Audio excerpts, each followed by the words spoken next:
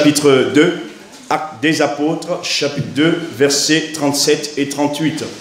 Ce matin, le thème, c'est les actions du Saint-Esprit.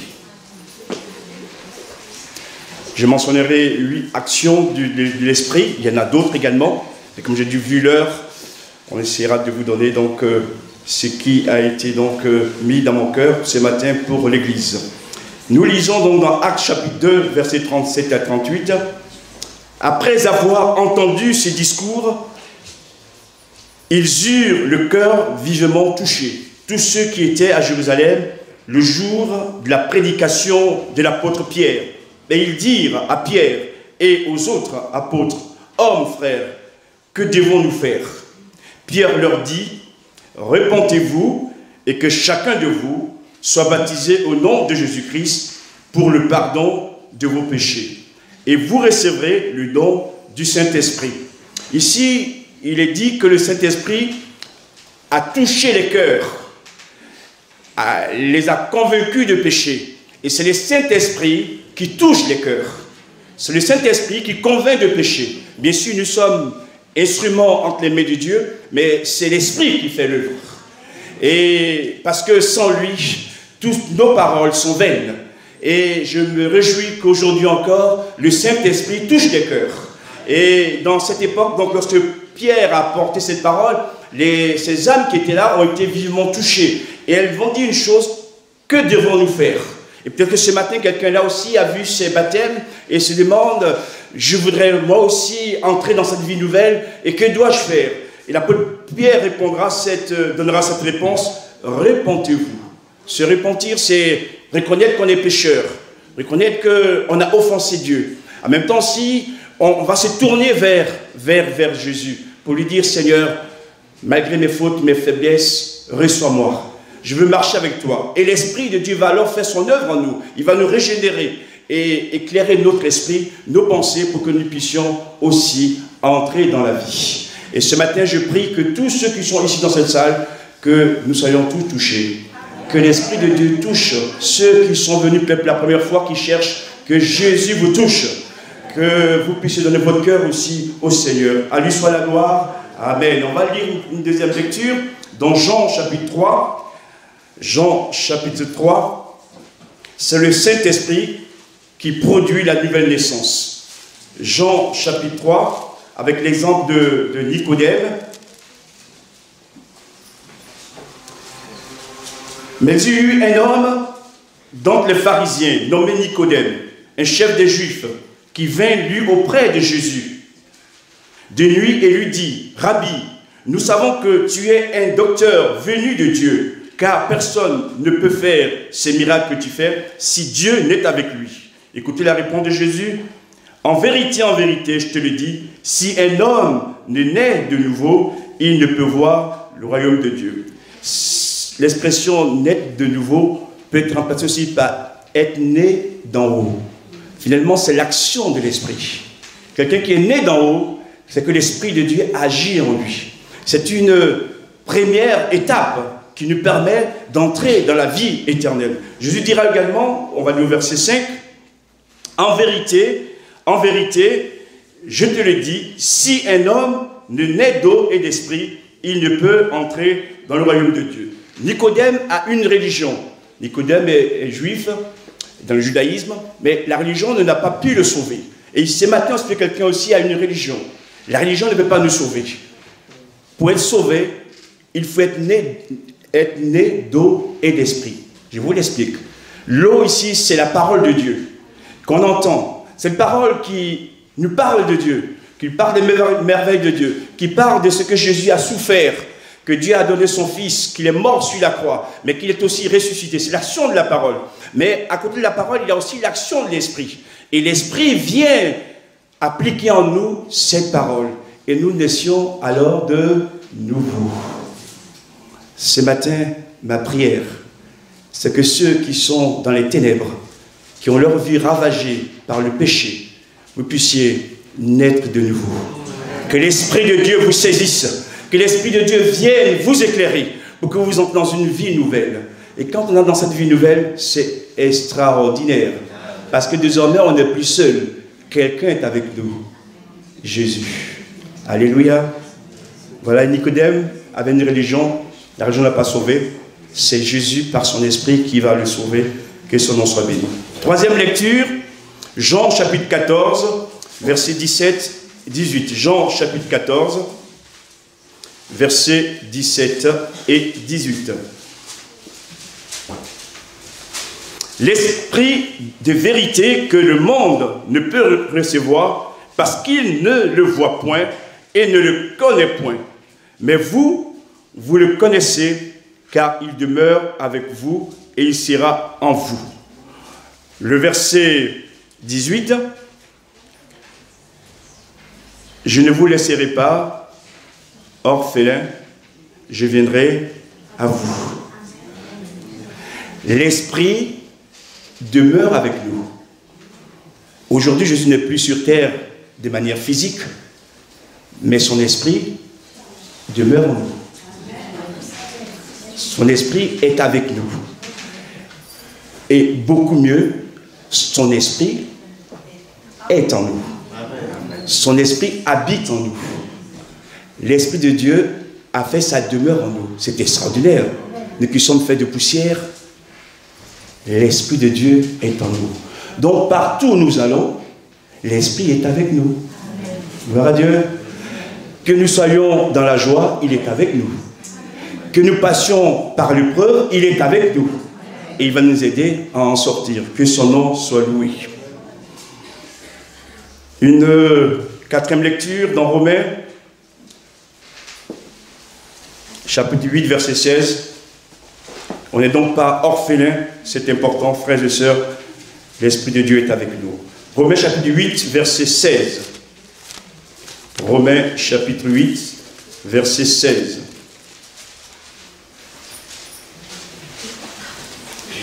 Nous lisons,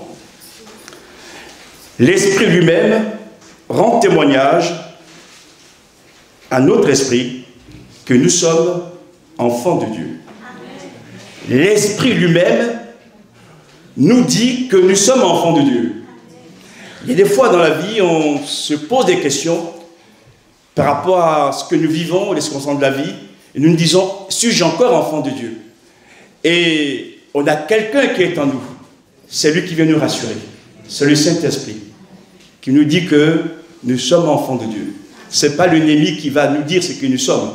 C'est l'Esprit de Dieu qui est en nous. Gloire à Dieu. Et être enfant de Dieu, c'est être au bénéfice de ses bénédictions et de ses grâces. C'est être au bénéfice de ses faveurs. Parce que Dieu nous aime. Que son nom soit loué. Oui, Seigneur, merci. Ton esprit me dit que je suis enfant de Dieu. Je ne suis plus enfant des ténèbres, je suis devenu enfant de la lumière. Cinquième lecture, Romains chapitre 8, verset 26, dans le même chapitre, verset 26. Dieu va nous équiper aussi, puisqu'on est encore sur terre. Nous lisons, de même aussi, l'Esprit nous aide dans notre faiblesse, car nous ne savons pas ce qu'il nous convient de demander dans nos prières. Mais l'Esprit lui-même intercède par des soupirs inexprimables. Le chrétien, c'est quelqu'un qui prie. Et il arrive parfois qu'on ne sait pas comment prier. Et cette parole est là pour nous dire que l'Esprit de Dieu va nous aider. Gloire à Dieu. Qu'on soit timide ou pas timide, peu importe, c'est l'Esprit de Dieu qui va nous aider dans la prière. Il va inspirer notre prière, il va inspirer notre demande, il va nous donner la direction également. Et quand nous prions selon l'Esprit, le Seigneur Jésus exauce la prière. Gloire à son nom. Mon frère, je t'encourage, ne dis plus jamais, je ne sais pas prier, comment prier. L'Esprit va t'aider, comme l'Esprit nous aide aussi. Et que la gloire revienne à Jésus-Christ. Nous ferons une autre lecture dans Galates chapitre 5, verset 22. Galates chapitre 5, verset 22. Si l'Esprit nous aide dans la prière, l'Esprit également produit le fruit de l'Esprit en nous. Comme il va le faire aussi dans la vie de ces trois baptisés. Mais le fruit de l'Esprit, c'est l'amour. c'est la joie, la paix, la patience, la bonté, la bienveillance, la fidélité ou la foi, la douceur, la maîtrise de soi. Voilà ce que l'Esprit de Dieu donne à chacun de nous. Ce matin, est-ce qu'il y aurait des frères ou des sœurs qui auront besoin de faire des progrès dans l'amour? L'Esprit va nous aider. Gloire à Dieu. Est-ce qu'il y aurait des frères et des sœurs qui sont souvent tristes? L'Esprit va nous aider aussi à recevoir la joie de Dieu. Amen. L'Esprit va nous aider aussi à avoir la paix. C'est l'Esprit qui va aussi nous aider à être patient. Je sais qu'ici, personne n'est concerné.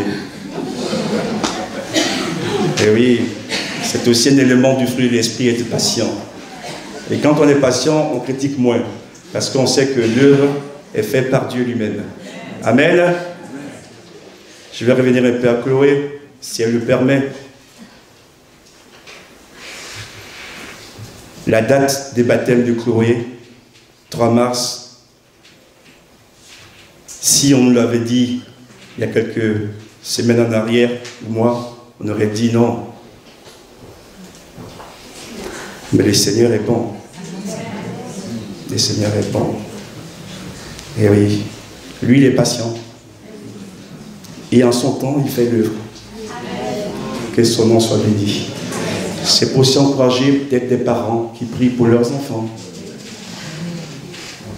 Et qui se disent, mais plus je prie et plus les choses se compliquent. Dieu est grand pour toucher leur cœur et pour les sauver. À lui soit la gloire. Merci Seigneur pour ce que tu es, pour ce que tu fais. À lui soit la gloire. Et oui, le Seigneur, chaque fois que nous nous tournons vers lui, vient nous aider et nous fortifie. Que son nom soit béni. Nous continuons. C'est aussi la bonté. Et tout ce que je cite ici, ce n'est pas le fruit de l'homme, c'est le fruit de l'esprit. Ce n'est pas la méthode Coué. Je suis bon, je suis bon. Non, non, non. C'est une bonté qui vient de Dieu, qui n'a rien à voir avec ce que nous sommes. Parce que nos bontés ou notre amour ne durent jamais. Mais l'amour et la bonté de Dieu durent toujours. Amen. Que le Seigneur nous éclaire encore ce matin. La bienveillance, être bienveillant, la fidélité, la douceur. On en a tous besoin. Et enfin, la maîtrise de soi. Je vais en parler un peu.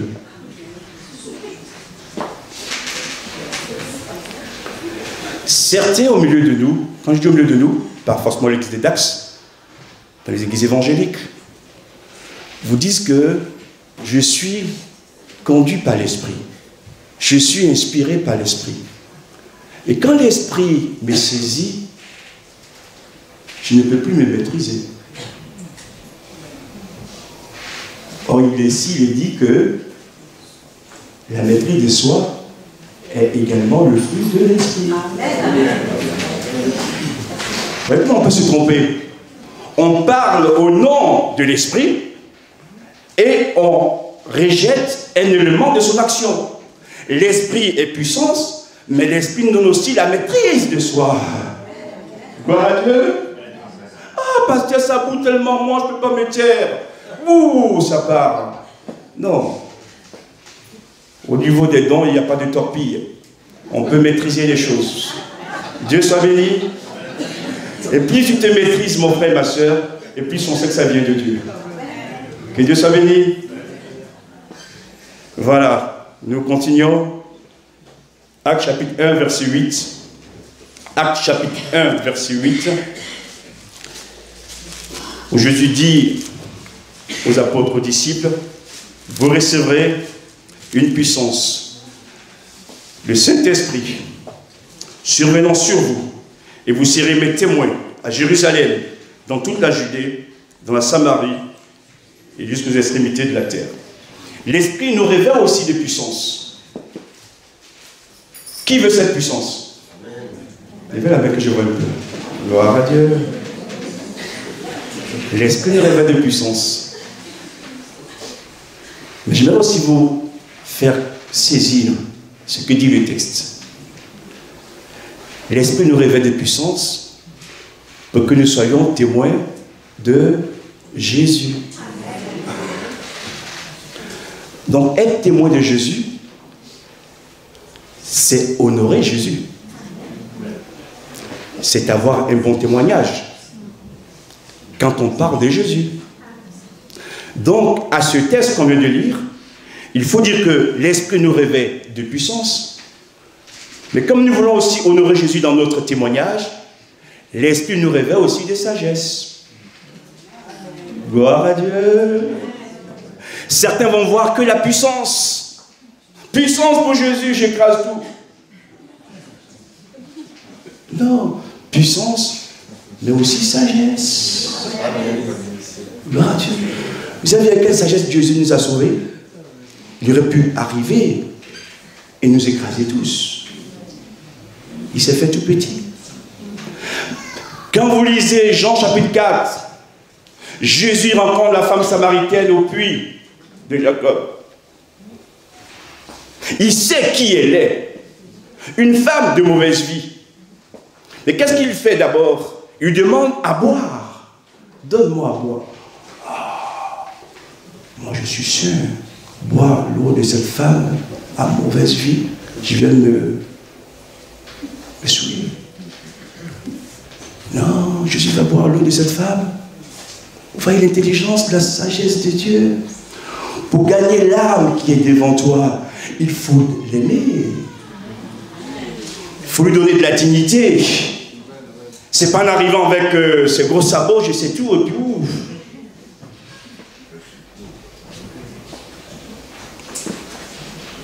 Une fois, quelqu'un m'a dit, pasteur, vous croyez qu'à l'eau, Dieu guérit? Bonne question, hein? Je lui ai répondu, mon frère. Tu sais, il y a des situations où le Seigneur ne regarde pas au lieu. Il voit le cœur, la souffrance de la personne. Et il va la guérir. Qui es-tu pour juger? Laisse-le faire. Laisse-le faire. D'ailleurs, quand vous lisez la vie de Jésus dans les évangiles, vous avez vu les pharisiens, ils mettaient toujours des interdits. Jésus va manger chez Zachée. La femme pécheresse qui lui lave les pieds avec ses cheveux. Waouh! Le parfum de la vente de ça. Ce matin, frères et sœurs, je vous en supplie au nom du Seigneur que nous soyons de plus en plus sages pour que Dieu sauve un grand nombre de perdus. Seigneur, pardonne-nous pour nos erreurs. Nous avons fait fuir des âmes à cause de notre manière de faire, de dire. Et parfois la langue. Quand tu parles au nom de Jésus, ta langue doit être une langue purifiée. Une langue qui apporte la vie. Et je voudrais vous dire, on a vécu des baptêmes dimanche dernier, aujourd'hui encore. Mais notre désir, ce n'est pas des baptêmes de temps en temps. Beaucoup plus de baptêmes. Gloire à Dieu. Plus de baptêmes. Même si ça dérange le déroulement de notre culte. Ah, quand tu as des baptêmes, ce n'est pas la même façon de faire le culte. Peu importe, mon frère. Le tout, c'est que le nom de Jésus soit honoré et que Jésus arrache des âmes des griffes de l'enfer. Gloire à Dieu. Merci Seigneur pour ces revêtements de puissance et donne aussi de la sagesse pour que nous puissions agir. Je vous donne ma propre expérience. Je me suis converti en Côte d'Ivoire, mon pays d'origine. Dans un moment de réveil, j'ai étudié les missionnaires français. Je venais en France, quelques temps après, pour faire mes études supérieures. Je me suis dit dans mon cœur de jeune ado, si Dieu a utilisé des missionnaires français pour évangéliser et le réveil en Côte d'Ivoire, la France doit être réveillée.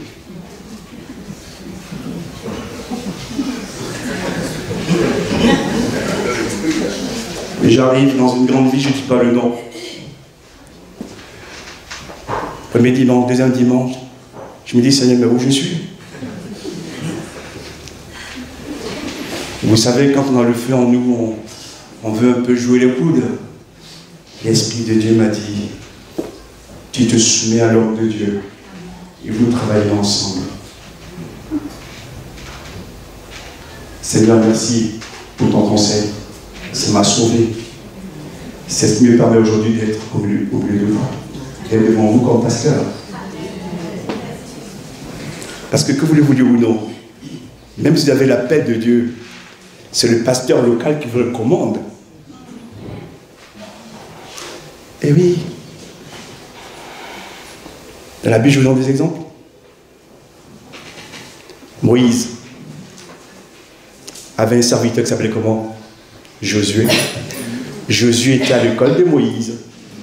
Et Josué prend la place quand Moïse n'y a plus. Élisée. Élie était le maître. Élisée était son serviteur. Il va aller à l'école d'Élie. Et des fois, nous on dit, oui, mais l'Esprit de Dieu aujourd'hui, il parle par tout le monde, il fait tout avec tous. Donc on ne veut plus se soumettre.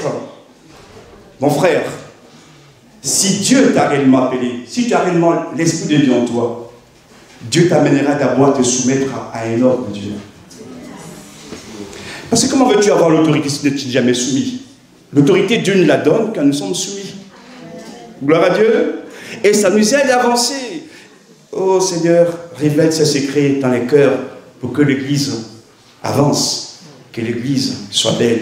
Je ne dis pas de se soumettre à un homme pour se soumettre, non, mais c'est pour vous montrer aussi les principes bibliques qui nous permettent de pouvoir avancer et servir Dieu dans l'harmonie. On va faire les dernières lectures. 1 Corinthiens chapitre 13. 1 Corinthiens chapitre 13. Peut-être même avant le chapitre 13, on va lire 1 Corinthiens chapitre 12. 12 d'abord. 12, ça serait. Le 13 parle de l'amour. Mais comme j'en ai déjà parlé, je ne vais pas revenir dessus. 1 Corinthiens chapitre 12. On va prendre le verset 4. Il y a diversité de dons, mais le même esprit. Écoutez bien les baptisés. Là.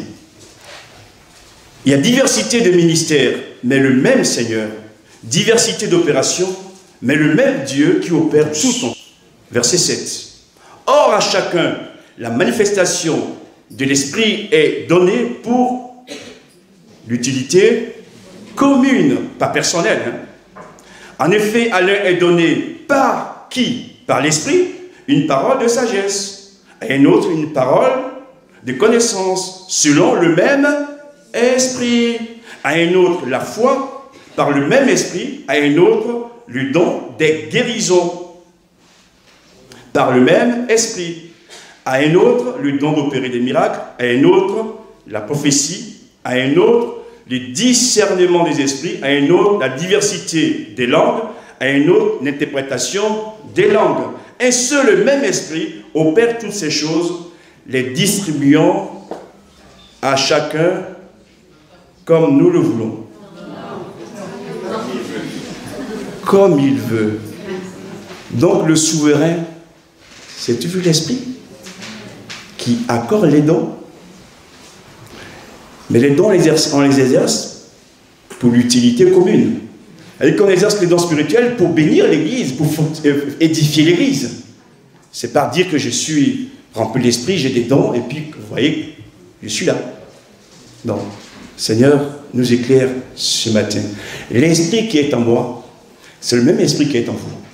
Il n'y a pas deux esprits. Mais Dieu fait des grâces, Dieu fait des faveurs, Dieu donne des dons. Et je prie que, au milieu de nous, de nouvelles personnes également puissent exercer les dons spirituels, puissent être baptisés du Saint-Esprit. Gloire à Dieu, c'est donné à tous, que Dieu soit béni. C'est l'Esprit de Dieu également qui adresse l'appel, qui adresse les vocations. On va lire dans Actes chapitre 13, versets 1 à 3. Et plutôt, oui, Actes chapitre 13. Actes chapitre 13. Actes chapitre 13. Vous allez voir l'appel de Paul et de Barnabas. Actes chapitre 13, verset 1. Nous lisons, il y avait dans l'église d'Antioche des prophètes et des docteurs, Barnabas, Siméon, appelé Niger, Lucius de Cyrène, Manachène, qui avait été élevé avec Hérode, le tétrarque, et Saul. Pendant qu'ils servaient le Seigneur dans leur ministère et qu'ils jeûnaient, le Saint-Esprit encore dit, mettez-moi à part Barnabas et Saul pour l'œuvre à laquelle je les ai appelés. C'est l'Esprit de Dieu qui adresse les vocations. Ici, l'Esprit appelle Saul de Tarse qui dira Paul et Barnabas dans le ministère. Verset 3, comme l'Esprit a décidé, les autres se soumettent. Alors, après avoir jeûné et prié, je vous encourage aussi, jeunes baptisés, à jeûner de temps en temps. C'est partie aussi de votre formation spirituelle. Alors qu'ils jeûnaient et qu'ils priaient, ils leur imposèrent les mains et les laissaient partir et les envoyèrent. Gloire à Dieu. Et quand c'est l'Esprit qui choisit et qui établit, quels que soient les vents contraires, les bourrasques, nous tenons toujours bon. Parce que la source de notre appel ne vient pas des hommes, elle vient de Dieu. Que Dieu vous bénisse et vous fortifie. Conclusion. Jean chapitre 14, verset 16. Jean chapitre 14, verset 16. Jésus qui parle, et moi je prierai le Père en votre faveur. J'aimerais aussi dire à quelques-uns ce matin que Jésus prie pour nous. Gloire à Dieu. Jésus prie pour nous. Et il vous donnera un autre consolateur. Il s'agit ici du Saint-Esprit. Ce qu'on appelle le Paraklétos. C'est l'Esprit qui nous console. Parce que dans votre vie, chers jeunes baptisés, Jésus sera toujours avec vous. Mais j'aimerais être honnête avec vous. Vous aurez aussi des combats. Vous aurez des épreuves. Mais l'Esprit sera là pour vous consoler, pour vous aider. L'Esprit est celui qui nous défend aussi contre les attaques du malin. Il est appelé l'avocat, le défenseur. Il est celui qui nous soutient aussi lorsqu'on en a besoin. Donc, voyez-vous, on n'est vraiment pas seul. Et j'aime tellement ce verset parce que Jésus le termine avec ses propos afin qu'il demeure éternellement avec vous. C'est bon, hein? Quelles que soient les saisons, quels que soient les présidents qui gouvernent, l'Esprit demeure en nous. Et je termine. Il y aurait des choses à dire, mais je termine vu l'heure. Quand Jésus reviendra, vous savez le témoin lumineux qui nous permet de savoir qu'il faut partir et qui nous permettra d'être enlevés, c'est le Saint-Esprit qui est en nous. Amen. Si tu vas passer ton temps chez Air France pour acheter ton billet, tu vas rester longtemps sur terre. C'est l'Esprit de Dieu. C'est pourquoi, frère, Paul nous exhorte à ceci. N'attristez pas le Saint-Esprit. N'éteignez pas l'Esprit. Au retour de Jésus, c'est l'Esprit qui est en nous, qui nous donne la force d'être enlevé. Cet esprit, c'est l'Esprit de Jésus-Christ. C'est pourquoi je parle, frères et sœurs, aimons Dieu, aimons Jésus, aimons de plus en plus le Saint-Esprit. Jésus n'est plus sur cette terre, mais son esprit est là. Et c'est l'Esprit de Dieu qui nous renouvelle, qui nous remplit, qui nous inspire et qui nous donne la force de mener le bon combat de la foi. Que Christ soit loué. Et une fois encore, je dis merci à toutes les actions de l'Esprit au milieu de nous, en nous et au travers de nous. Que Dieu soit béni. Merci pour ta parole, merci parce que tu nous connais et tu fais ton œuvre avec chacun comme tu l'as voulu. Nous te prions qu'au travers de ce qu'on a entendu, nous puissions mettre ta parole en pratique et qu'il y ait des changements dans nos vies, Seigneur. Nous voulons que tu sois le souverain, le maître. Nous voulons t'honorer. Nous voulons te dire à toi toute la gloire. Seigneur, transforme-nous. Aide-nous à te ressembler. Aide-nous à rendre témoignage dans ce monde pour que les âmes soient sauvées. Merci pour ces 3 âmes que tu as encore sauvées. Oh Seigneur, je donne gloire à ton nom. Et tu feras encore de grandes choses au milieu de nous. Amen. Dans le monde entier, le Saint-Esprit agit. Dans le monde entier, comme le prophète l'a dit.